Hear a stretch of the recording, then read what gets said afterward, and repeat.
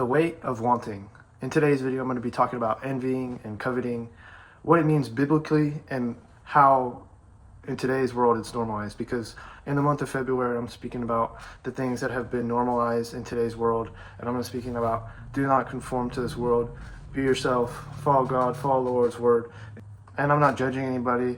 I'm not saying that I'm better than anybody, but I'm just explaining the Lord's word and what the Bible says about envy, and then I'm speaking about what I've seen in today's world and the contradictions that may be between the two. But to get into the video, we need to start by understanding what envy truly is. And a lot of people think envy is just wanting something, but it's not just wanting something. It's having a bitterness inside and having a resentment towards someone else's good thing, towards someone else's blessing that the Lord has given them.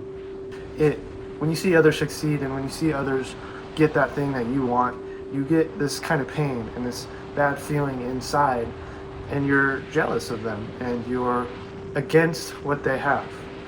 And what this is telling God is that you're dissatisfied with what He's given you. You're not happy with all that God has given you because you don't have what they have. And this is why it's dangerous, is because it's mostly internal. Other people can't see it. It's not really about other people. It's a battle between yourself and your own self inside, and it's about how you see God. God made it a commandment because it kills your contentment. When you're envious and you're jealous, you're not happy with what you have. You're not happy with what God's given you. And you're dissatisfied and you want more. You want something better or different. And it's saying that God hasn't given me enough. It's saying that God gives this person more than He gave me.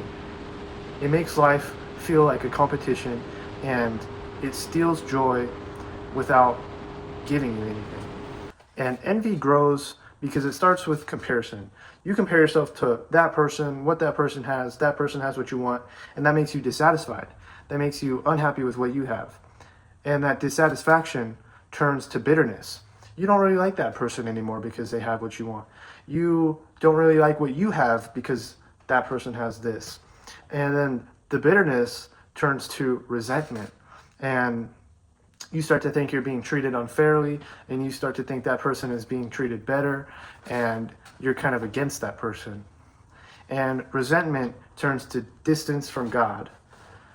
And you're just separating yourself from God, being more distant, and just driving a stake in between you two. It hardly stays small, and it always leads somewhere unhealthy. And envy affects your faith because it doesn't just affect your emotions, not just the way you think, but it affects your trust.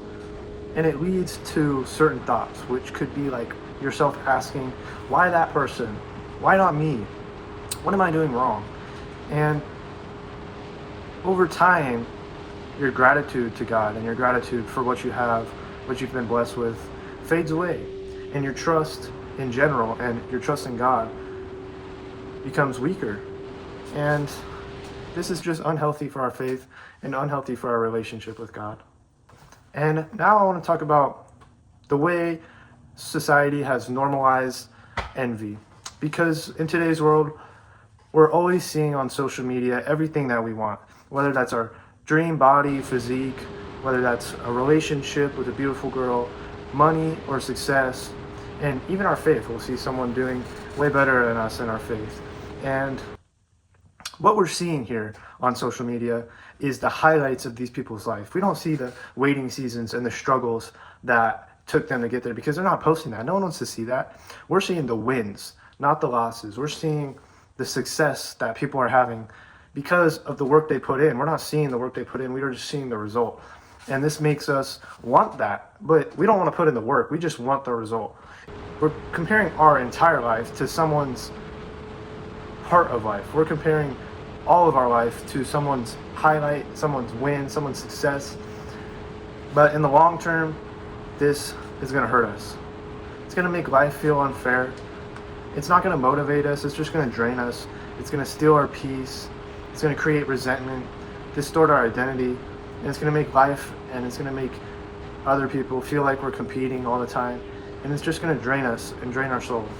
But it's also important that we understand the difference of admiration of this person and being like, oh yeah, I like what he has. Oh yeah, that's a beautiful blessing. Compared to, oh, I need that. Oh, I want that right now. Oh, life is so unfair. Because not all desire is wrong. Seeing someone and wanting that, it's not wrong. It's not exactly envious. But it's good to ask ourselves if this motivates you or if it makes you bitter. If you're jealous of what they have, or if what they have makes you want to better yourself and get that as well. If you're considering getting that, you have to consider the work to do it, and you have to use it as motivation, but not to get bitter over them having it. I've obviously done this before. I've always compared myself to others, seen people's success, been jealous that I'm not there. But I'm not there because I haven't put in the work. I haven't done anything to earn that reward.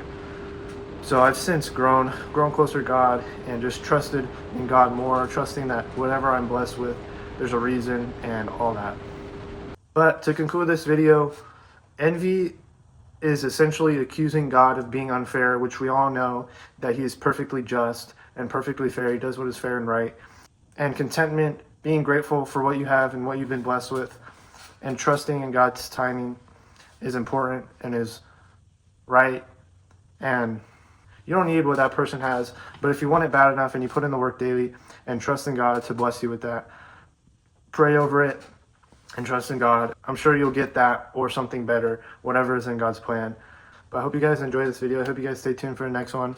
And I hope you guys learned what the Bible says about envy and what the world has normalized in today's world. So make sure you guys rely on God, trust in God, and stay tuned for the next video.